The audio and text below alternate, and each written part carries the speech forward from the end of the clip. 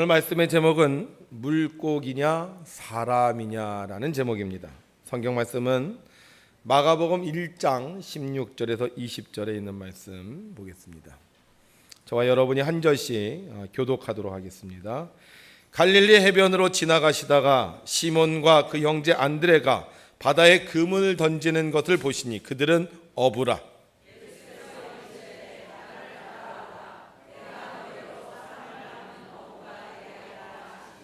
곧 그물을 버려두고 따르니라.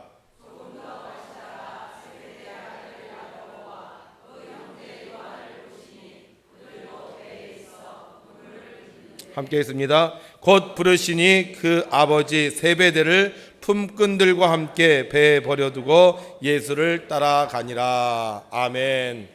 지난 한 주간도 주님의 뜻을 이루기 위해 두 손 모아 기도하시고 하나님의 말씀에 충성한 여러분들에게 하나님의 크신 은혜와 사랑이 함께 하시기를 주님의 이름으로 축원합니다. 우리가 두 손 모아 기도한 것 하나님께서 들으시고 특별히 우리 가정에 건강과 축복을 내려주실 줄로 믿습니다. 어느 교회에서 목사님이 설교를 하고 계셨어요. 그런데 성도님 중에 한 분이 자꾸 조는 것이었습니다. 옆에서 옆구리를 쿡 찌르면 눈을 뜨고 아멘 아멘 아멘 그러는 거예요. 그래서 생각하기를 이분이 조는 건가 아니면 하나님의 말씀을 듣고 묵상하는 건가 하고 생각하면서 이렇게 쳐다봤습니다.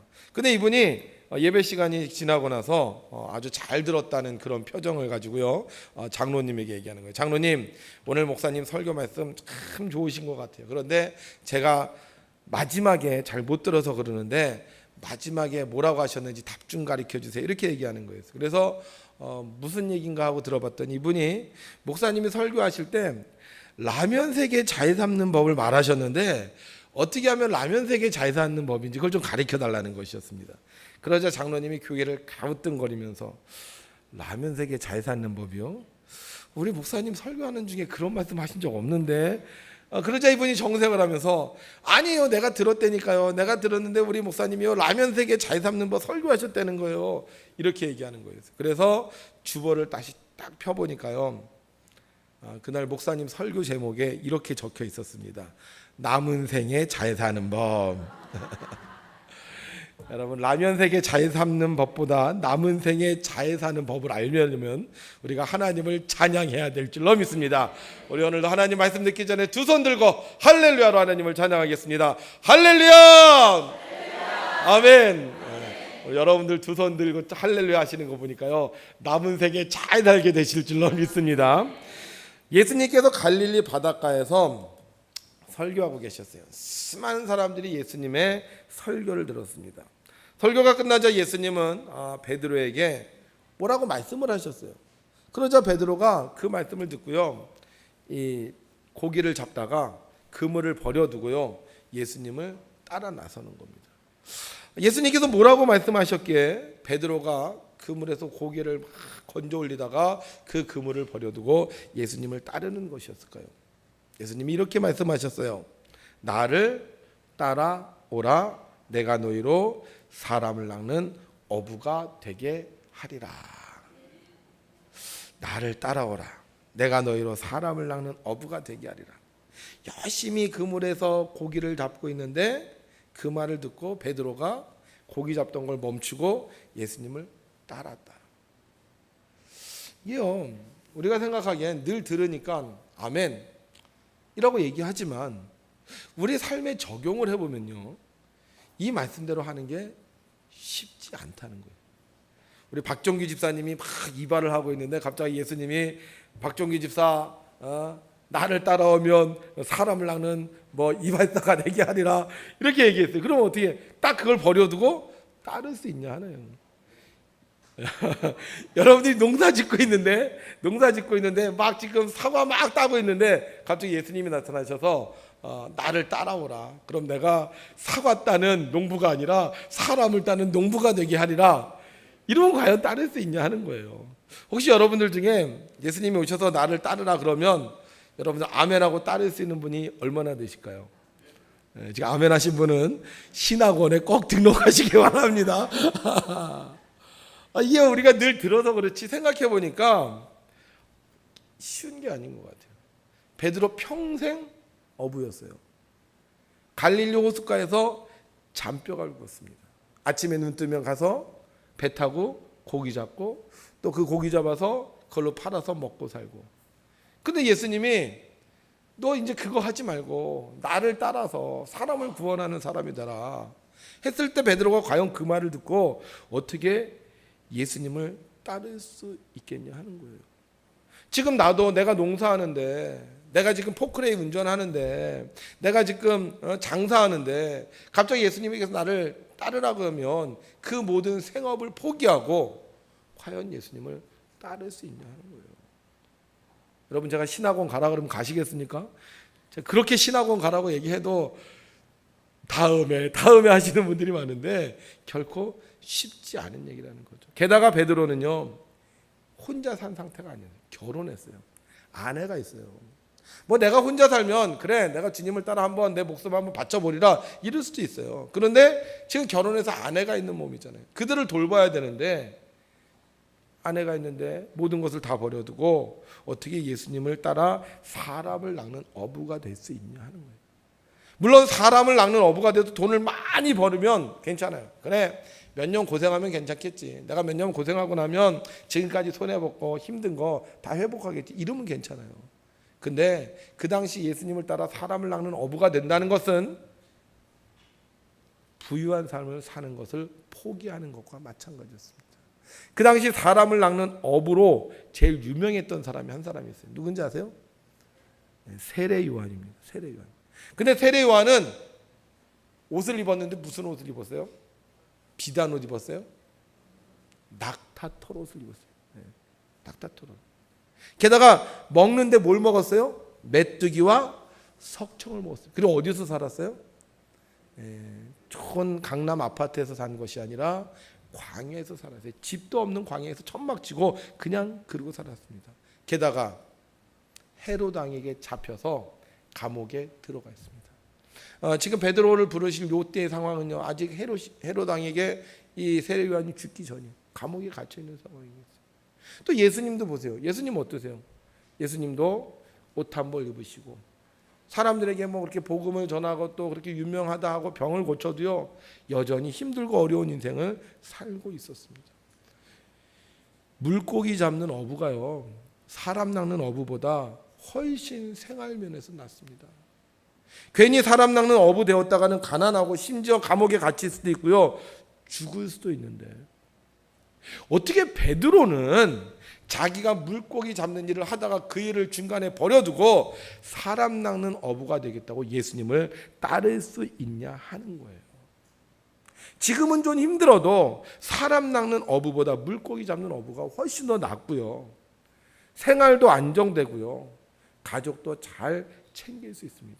또 나중에 어느 날 정말 고기 한번 많이 잡아보세요. 그러면 큰 돈을 벌어 부자가 될 수도 있습니다. 그런데 사람 낚는 어부는 처음도 고생이고 끝도 고생입니다. 아무리 열심히 노력을 해도요, 내가 원하는 결말을 볼 수 없는 일입니다. 그런데 왜 베드로는 그렇게 힘든 사람 낚는 어부가 되겠다고 자기가 하던 일을 버려두고 예수님을 따르냐 하는 것입니다. 베드로예요, 생각이 바뀌었기 때문입니다. 베드로도 사람 낚는 어부가 될 생각을 하지 않았습니다. 내게 주어진 일에 최선을 다해서 아내와 함께 행복하게 자식들 낳고 살 생각을 하고 있었습니다.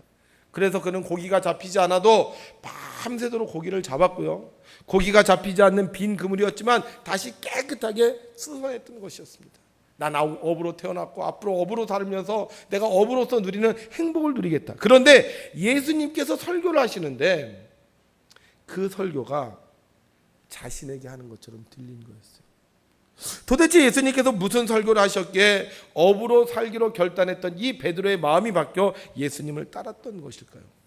마가복음 1장 15절에 주님은 이렇게 말씀하고 계셨습니다. 우리 함께 했습니다. 시작. 이르시되 때가 찼고 하나님의 나라가 가까이 왔으니 회개하고 복음을 믿으라 하시더라. 아멘.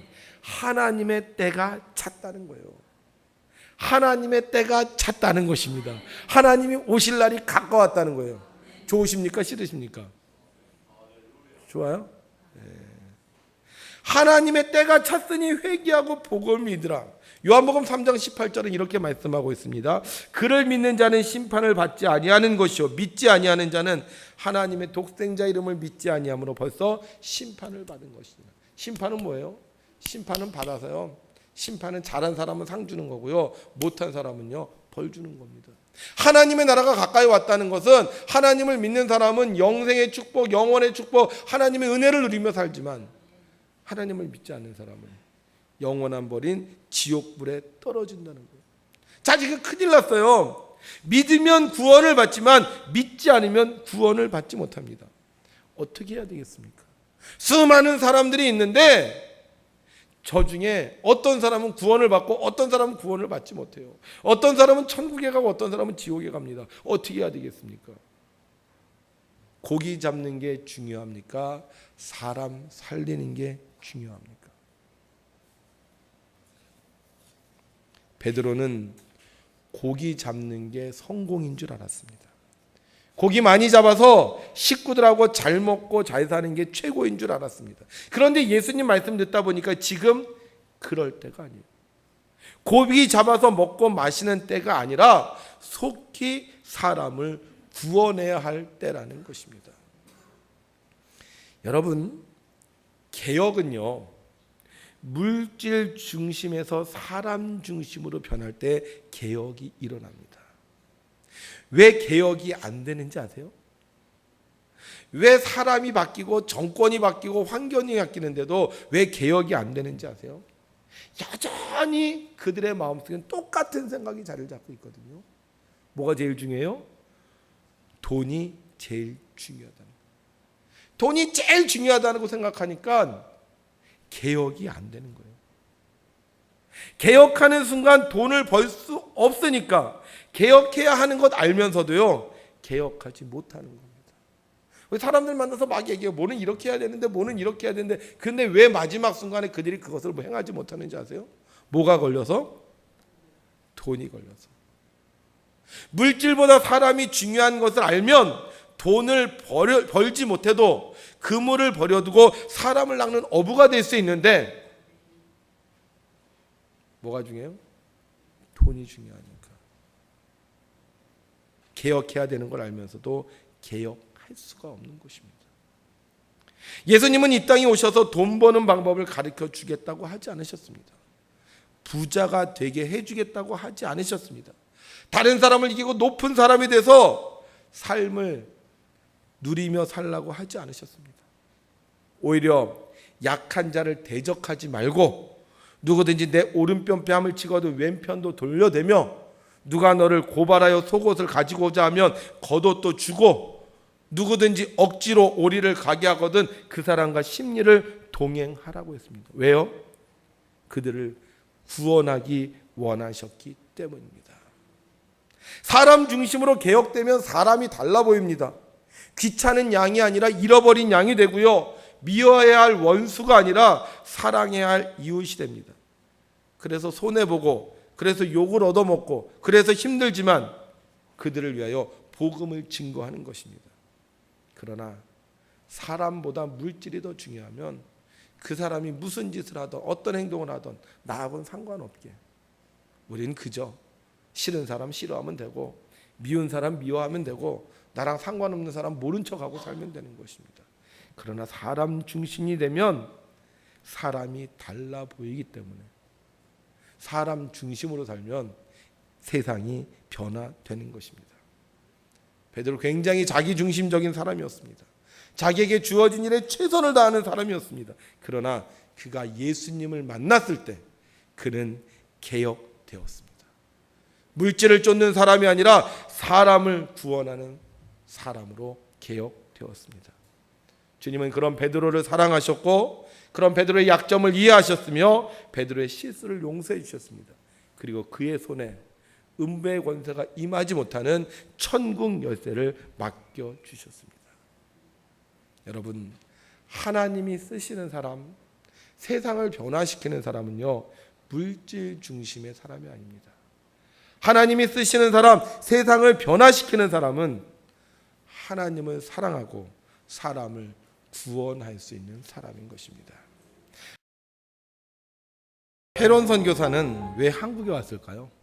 대학 최고의 우수한 성적으로 졸업을 했습니다. 그리고 교수직을 보장받았습니다. 사랑하는 아내와 결혼해서 단꿈을 꾸고 살기에도 부족한데 왜 오지인 한국, 아니 조선에 와서 병든 사람을 위해 자신을 희생하는 것입니까? 그는 돈 버는 일보다 사람이 중요했기 때문입니다. 짐 론이라는 사람은 이렇게 말하고 있습니다. 상황을 바꾸려면 자신이 바뀌어야 한다. 상황이 더 좋아지기를 바란다면 자신이 더 나은 사람이 되어야 한다. 개혁은 세상이 바뀌는 게 아닙니다. 개혁은 사람이 바뀌는 것입니다. 제도나 기구가 바뀌어도 사람이 똑같으면 달라질 게 없습니다. 정권이 바뀌고 환경이 바뀐다고 해도 돈을 최고로 아는 사람들이 있으면 돈을 위해 살지 사람을 위해 살지 않습니다. 그런데 사람이 바뀌면 세상이 달라집니다.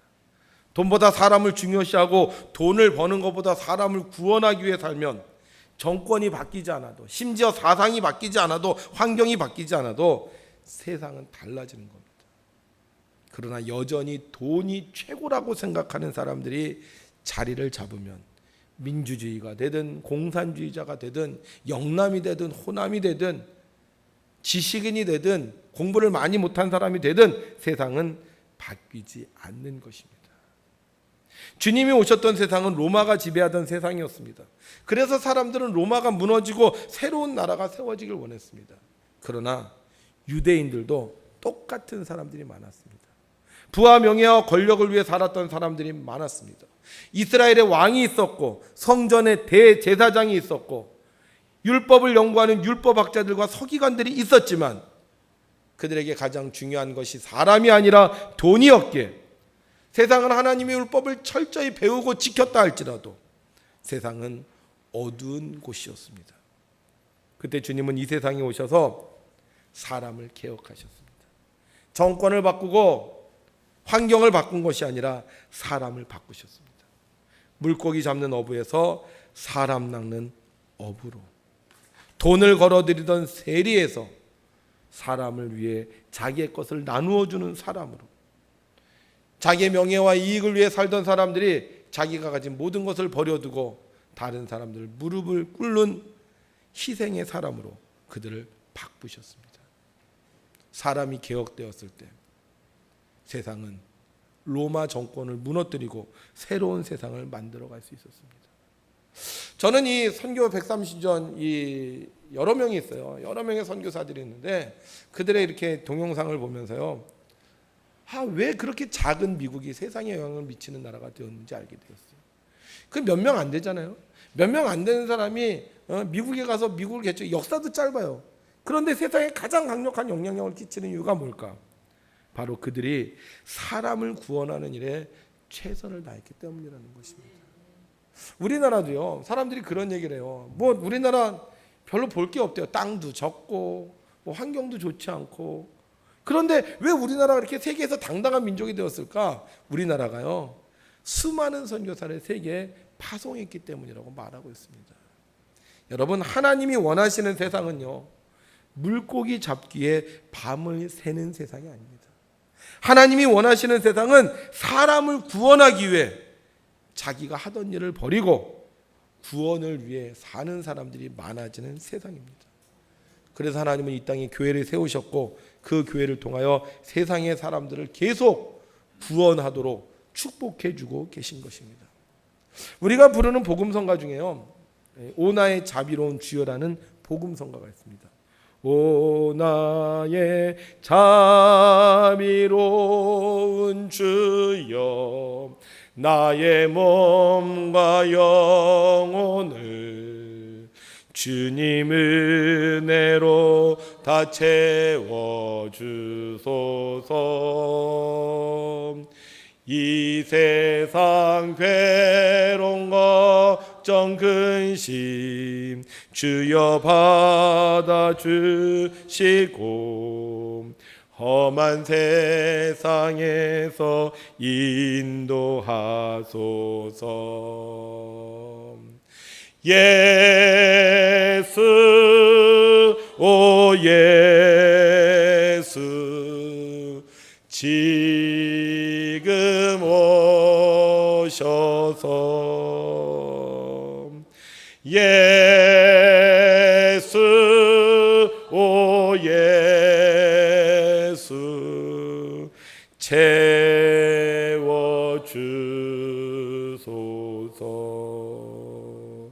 이 곡을 작곡한 지 멤버는 악기를 매우 잘 연주했습니다. 그래서 전국을 순회하면서요 공연을 했고요.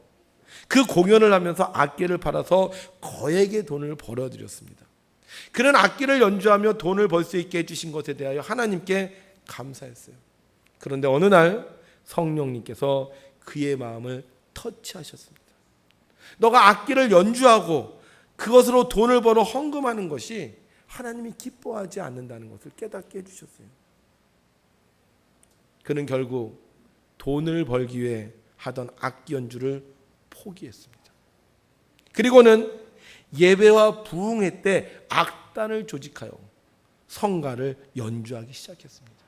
그것도 무료로. 그리고 마침내 주의 종이 되어 목사님이 되셨고요.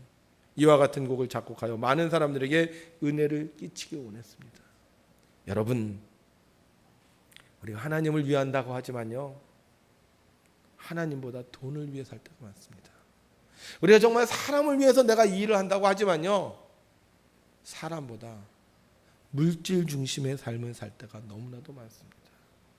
그래서 세상이 개혁되지 않는 것입니다. 여러분, 우리의 삶이 정말 달라지길 원하십니까? 의미 있고 보람차고 행복한 그런 세상을 만들고 싶기를 원하십니까? 세상이 개혁돼도 사람이 달라지지 않으면 소용이 없습니다. 물질 중심에서 사람 중심으로 우리의 생각이 바뀌어야 하는 것입니다. 이 일을 하면 돈을 얼마나 벌까? 이렇게 생각하는 것이 아니라 이 일을 알면 얼마나 많은 사람을 도울 수 있을까?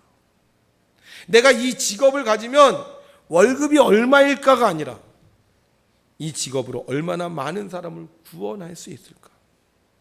내가 이 돈이 있는데 이 돈을 가지고 내가 얼마나 오랫동안 살 수 있을까가 아니라 이 돈으로 얼마나 많은 사람을 살릴 수 있을까 하고 우리는 생각해야 되는 것입니다.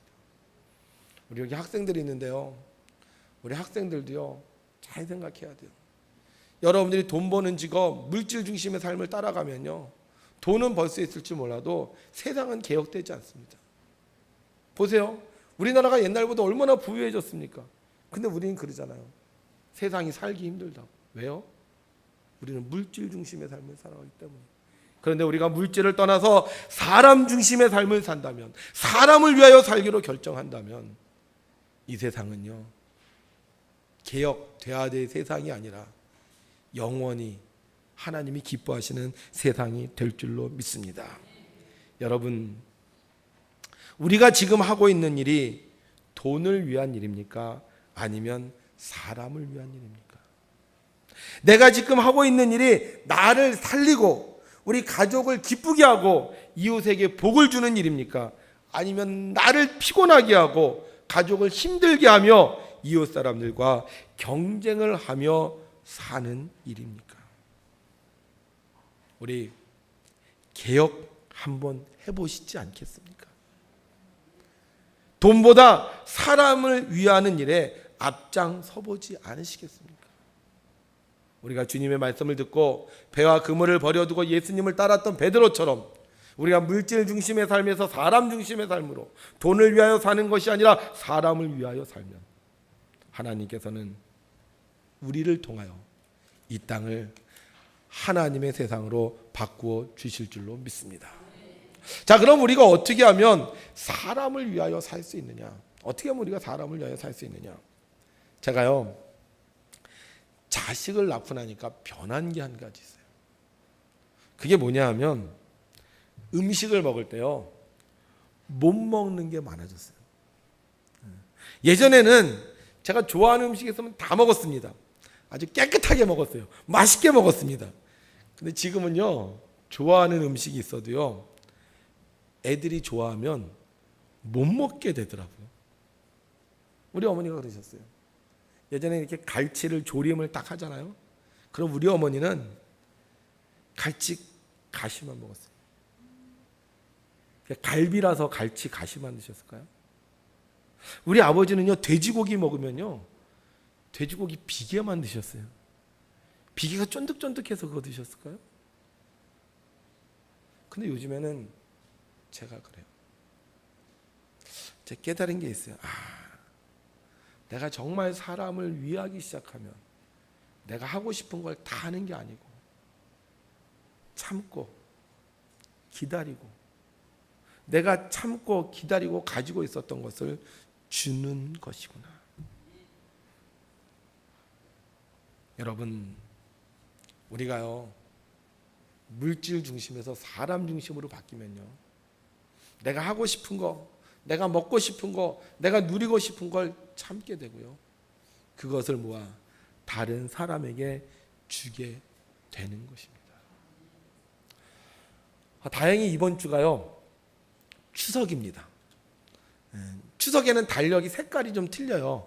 무슨 색으로 되어 있죠? 빨간색. 빨간색은 뭐 하는 날이에요?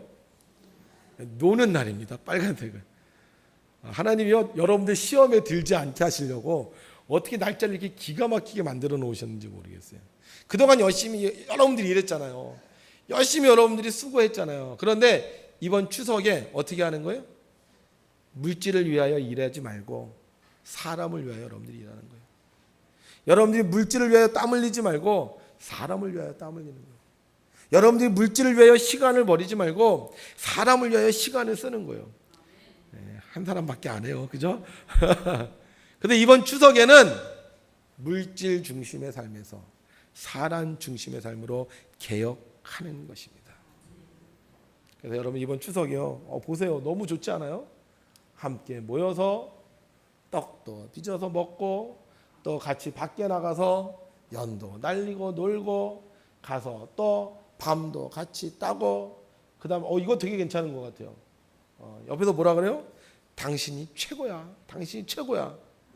솔직히 우리가 세상에서 얼마나 열심히 일했습니까?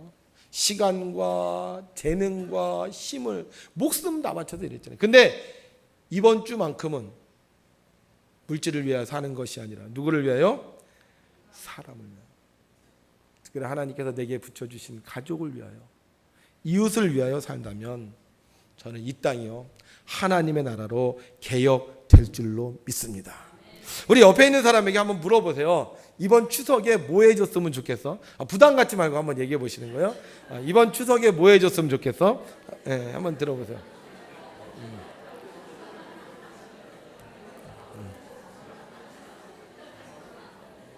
자, 들으셨어요?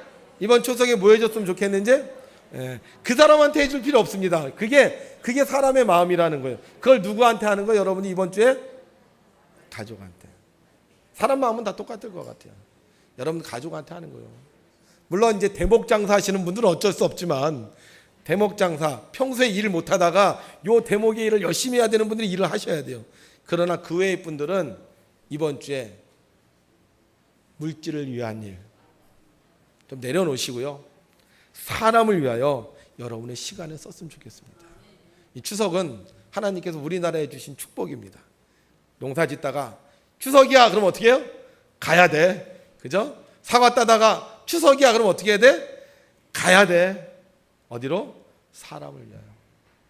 이번 추석 특별히 여러분들 정말로 사람을 위하여, 가족을 위하여, 이웃을 위하여 살 때 하나님은 이 땅에 내려주신 하나님의 축복을 다시 허락해 주실 줄로 믿습니다. 어떤 분들 그래요. 목사님 추석이요, 가족들 모여서 있다 괜히 싸움박질만 해요. 이러는 분들이 왜 싸우냐면 뭘 해야 될지 몰라서 그래요. 뭘 해야 될지. 그래서 제가 여러분들에게 한 가지 좋은 팁을 가르쳐 드릴게요. 이번 추석에 특별히 할 일이 없으면 찬송을 부르십시오. 가족들이 모여서 야, 우리 찬송하자. 뭐 찬송하면 싸울 일이 별로 없잖아요. 또 어떤 분도 틀리고 박자 틀리다고 싸우는 분들이 있을지 모르겠지만 싸우지 말고 이번에 우리가 찬송을 하자. 그래서 수요일 날 예배 드릴 때, 우리 수요일 날 우리 교회 예배 드려요. 수요일 날 예배 드릴 때 여러분들이 오셔서 가족들이요 찬양했으면 좋겠어요. 가실 분들은 가십시오. 근데 여기 계시는 분들 있잖아요. 계시는 분들은 야, 그래도 우리가 모여서 찬송하자. 찬송해서 수요일 날 앞에 나와서 하면 참 좋지 않을까. 제가 일부 예배 때 얘기했더니만 벌써 일부 예배 때 신청하신 분이 있어요. 목사님, 우리 가족 찬양할게요. 저는 교회에서 자랐어요. 제가 목사가 될 수 있었던 이유는요, 그리고 교회 생활이 저에게 행복한 이유는요, 제가 교회에서 경험한 게 많기 때문에 그래요. 저는 교회에서 우리 가족들하고 같이 찬송을 했어요. 가족 찬양대. 근데 뭐 제가 이제 신학생이 되면서 전도사가 되면서 가끔 그때가 생각이 나는 거예요. 아, 우리 가족들이 모여서 함께 찬양할 수 있는 날이 있을까? 이제 저희 아버님도 이제 연세가 드셨거든요. 그래서 제가 한 거예요. 아, 나도 우리 아버지하고 어머니하고 이렇게 같이 우리 아버님이 섬기는 교회 가서 찬양 한번 하면 좋겠는데. 여러분들 그러지 않으세요? 네, 아마 기억에 남을 겁니다. 우리 가족들 함께 모여서, 식구들이 함께 모여서 교회에서 찬양하는 거 결코 쉽지 않습니다. 근데 하나님이 다행히 수요일 날 또 이제 이렇게 찬양할 수 있는 기회를 여러분들에게 주셨으니까요. 여러분들 그날 혹시 가족들이 오시는 분들은 함께 모이셔서 찬송하셔서, 여러분들이 물질을 위하여 세상을 위하여 사는 자가 아니라 하나님을 위하여 사람을 위하여 사는 그 은혜와 축복을 누리는 시간이 되었으면 좋겠습니다. 여러분들이 가족을 위하여 함께 사랑하시고 또 찬송하실 때 하나님께서 그곳에 임재하셔서 세상에서 열심히 일해서 버는 복보다 더 많은 복을 누리고 흔들어 넘치도록 주실 줄로 믿습니다.